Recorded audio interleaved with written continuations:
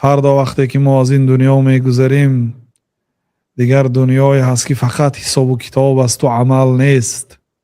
امروز امکانیت عمل کردن هست، امروز امکانیت تغییر یافتن هست. وقتی که جانتان برآمد دیگر فقط حساب و کتاب است، فقط حسرت و ندامت و پشیمانی هست. بنابراین برادرای عزیز، کسانی که پول و مالتان حرام است خلاص خودتان از پول و مال حرام. کسایی که کسب حرام دارد، کسایی که عملهای بد دارد توبه کنید.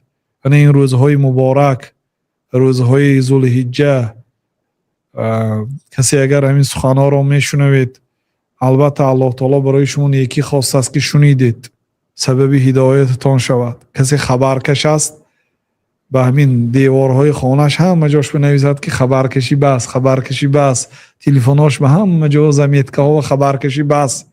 اگر نمیشده که باشد جاش تغییر تید، تلفنش تغییر تید، یارو دوستاش تغییر، اگر خبرکشی و دست و پاهاش عادت کرده باشد، زبان و چشماش عادت کرده باشد، خواهد که از همین کار بنده دنیای ترک کنه، یگان افریقا رود، یگان جای رود که تاجیک نباشد تا اینکه خبرکشی نکند.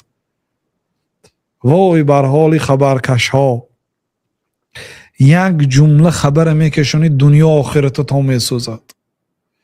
یک خبر میکشید یا آدم حیاتشو میسوزانید، دنیا آخرت خودتان میسوزد. ممکن به 7 پشتتان تاثیر کند این خبرکشی شما.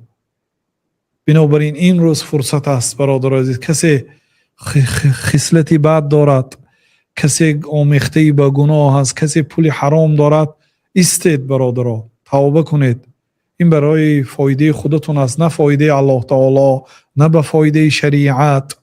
الله تعالی بی حاجت است اگر تمام آدم ها گناه کند، تمام آدم ها حرام خوری کند، به الله تعالی یگان ضرر نیست، به دین الله تعالی یگان ضرر نیست. این دین دین عزیز هست، لا اکراه فی الدین، در دین مجبوری نیست. برای چی مجبوری؟ برای اینکه این دین همین قدر بی حاجت است که حاجت ندارد که اون کسی التماس به دین من داره، التماس مسلمان شو، التماس طبق شریعت کار کنه. این دین کریم است، این دین عزیز است، این دین بی حاجت و بی نیاز است، این دین به فایده شما است.